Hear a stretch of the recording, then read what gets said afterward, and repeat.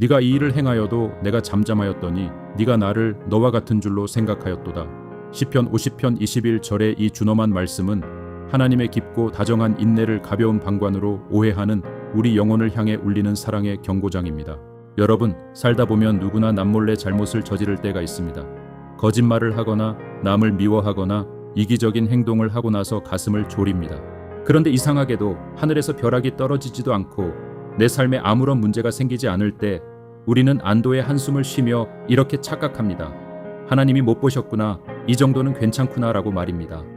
하지만 여러분, 하나님의 침묵은 결코 우리의 죄를 눈감아 주시는 무관심이 아닙니다.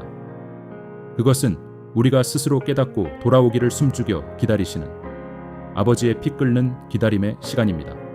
혼란한 세상 속 변치 않는 진리를 찾는 시간, 철학이 묻고 시편이 답하다의 다비드입니다. 지난 시간 시편 50편 1부에서 우리는 화려한 재물이 아닌 진실한 부르짖음을 원하시는 하나님의 본심을 나누었습니다. 오늘은 그 두 번째 시간으로 입술로는 하나님을 말하면서도 삶으로는 하나님을 무시하는 이중적인 신앙에 대한 뼈아픈 진단과 그 너머에 있는 거룩한 회복의 길을 함께 걸어가 보려 합니다. 오늘 봉독할 말씀은 시편 50편 16절부터 마지막 23절까지입니다. 온 우주의 재판장이신 하나님은 이제 피고석에 앉은 위선적인 자들을 향해 부드럽지만 단호한 판결을 내리십니다. 우리를 책망하시면서도 결국은 바른 길로 돌이키게 하시는 그 따뜻한 은혜를 기대하며 오늘의 성경 말씀 봉독하겠습니다. 악인에게는 하나님이 이르시되 네가 어찌하여 내 율례를 전하며 내 언약을 내 입에 두느냐. 네가 교훈을 미워하고 내 말을 내 뒤로 던지며 도둑을 본즉 그와 연합하고 간음하는 자들과 동료가 되며 내 입을 악에게 내어주고 내 혀로 거짓을 꾸미며 앉아서 내 형제를 공박하며 내 어머니의 아들을 비방하는도다. 네가 이 일을 행하여도 내가 잠잠하였더니 네가 나를 너와 같은 줄로 생각하였도다. 그러나 내가 너를 책망하여 네 죄를 내 눈앞에 낱낱이 드러내리라 하시는도다.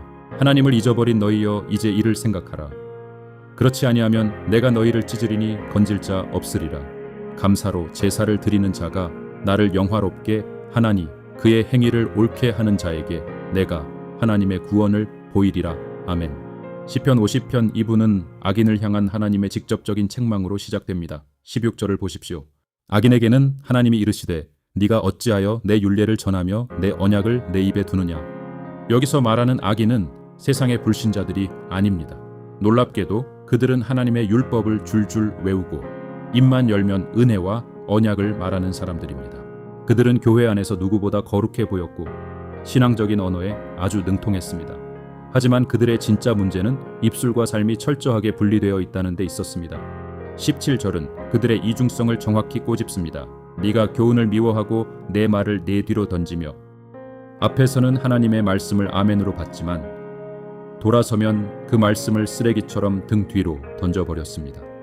독일의 위대한 신학자 디트리히 본회퍼는 그의 저서 나를 따르래서 이러한 신앙의 태도를 가리켜 값싼 은혜라고 강하게 비판했습니다. 본회퍼가 말한 값싼 은혜란 죄에 대한 회개도 없고 십자가의 고난에 동참하려는 삶의 변화도 없이 그저 용서받는 혜택만을 누리려는 이기적인 종교 생활을 뜻합니다. 본회퍼는 우리에게 주어지는 하나님의 은혜는 예수 그리스도의 생명이라는 엄청난 대가를 지불하고 얻어낸 가장 값비싼 은혜라고 역설했습니다.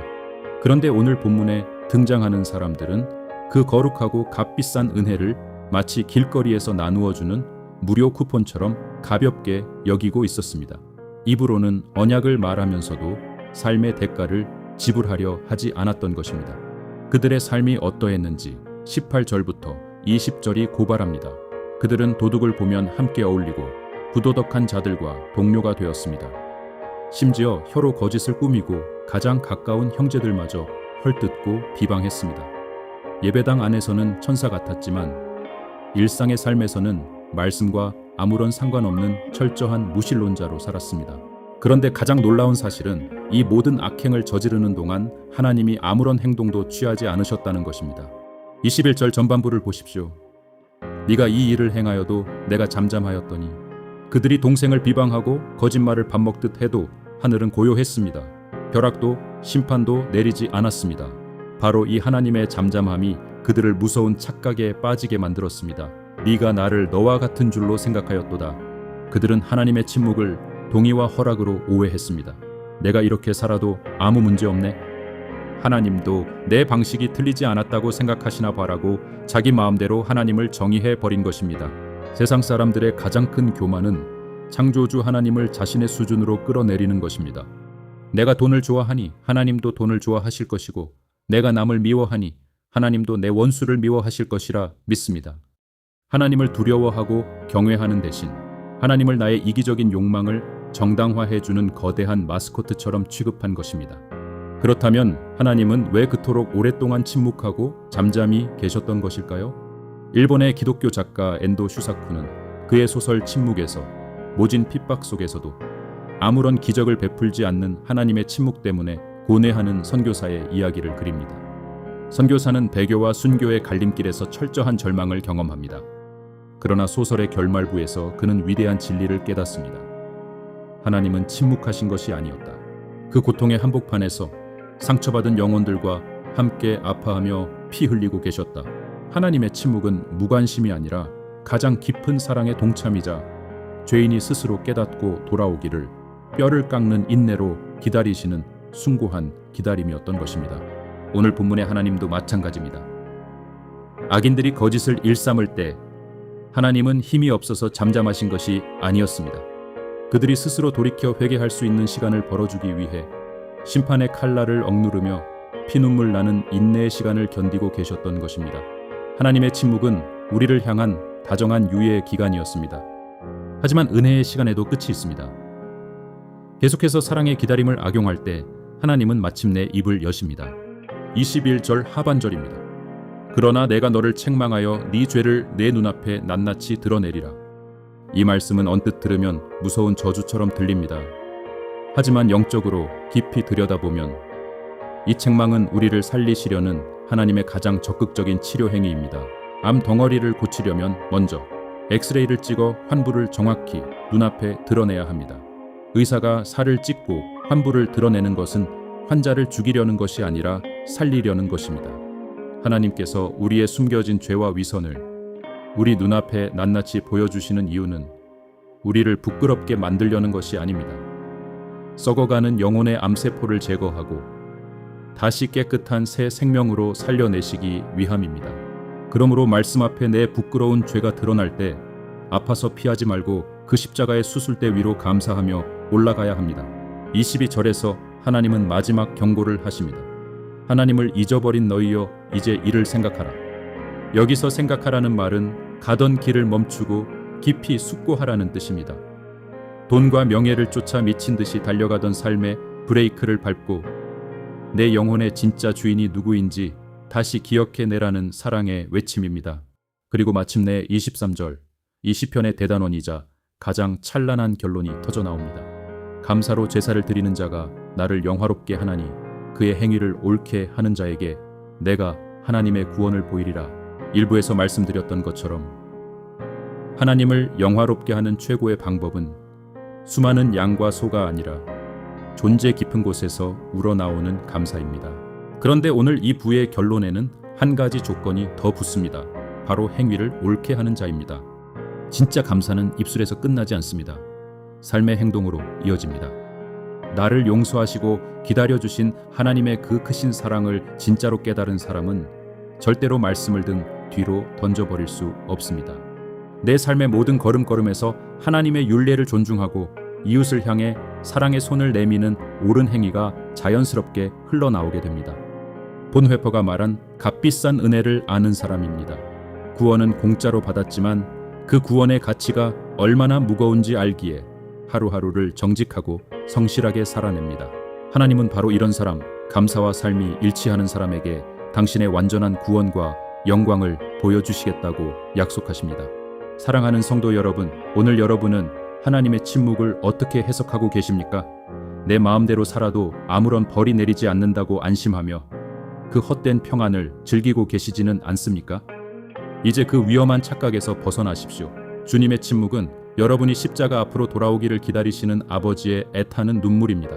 우리를 살리시기 위해 우리의 죄를 말씀의 거울로 비추실 때 변명하거나 숨지 말고 정직하게 내 모습을 직면하십시오.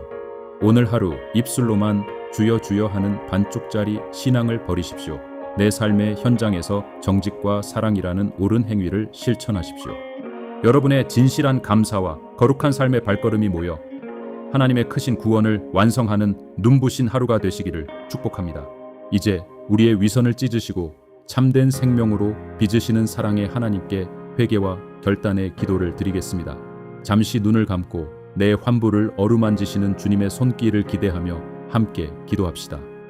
우리를 향해 오래 참고 기다리시는 은혜의 하나님 아버지, 오늘 시편 50편 이 부의 말씀을 통해 입술로는 말씀을 외우면서도 삶으로는 주님을 부인했던 우리의 이중적인 모습을 깨닫게 하시니 감사합니다. 그동안 내가 지은 죄에 대해 하늘이 잠잠할 때 주님이 나를 용납하셨다고 어리석게 착각했던 교만을 용서하여 주시옵소서.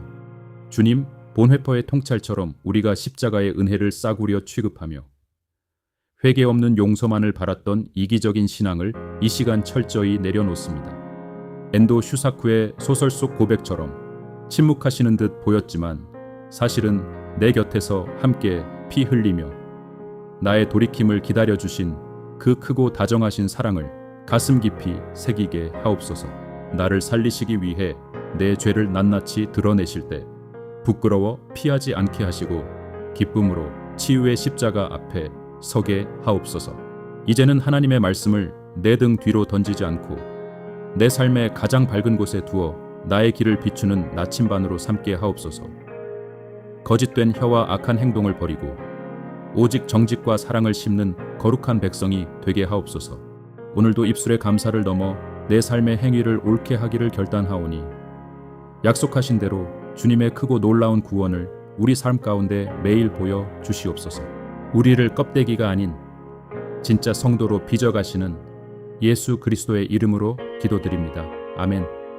오늘 묵상을 통해 여러분의 삶에 숨겨져 있던 영적 먼지들이 씻겨나가고 맑고 투명한 평안이 찾아오셨기를 바랍니다.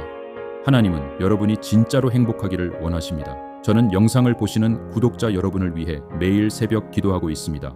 돌이켜 회개하고 싶은 마음이나 감사로 삶을 변화시키고 싶은 다짐이 있다면 댓글이나 영상 설명란에 구글 폼으로 보내주십시오. 함께 새 길을 걷겠습니다. 삶의 무게가 느껴지는 화요일과 목요일, 그리고 영혼의 안식이 필요한 주일. 저는 일주일에 3번 이 자리에서 말씀의 등불을 켜고 여러분을 기다리겠습니다. 다음 시간에는 주의 인자를 따라 내게 은혜를 베푸시며라는 다윗의 가장 위대하고 철저한 참회록인 시편 51편으로 여러분의 영혼을 씻어내는 깊은 은혜를 나누겠습니다. 시편 50편 이 부작의 긴 여정을 함께해 주셔서 진심으로 감사합니다. 오늘의 묵상이 여러분을 위선적인 종교 생활에서 벗어나 감사와 삶이 일치하는 참된 구원의 길로 인도하는 나침반이 되었기를 간절히 기원합니다. 여러분의 올바른 발걸음이 하나님을 가장 영화롭게 합니다. 오늘도 빛나는 구원의 길을 당당하게 걸어가십시오. 감사합니다. 아멘.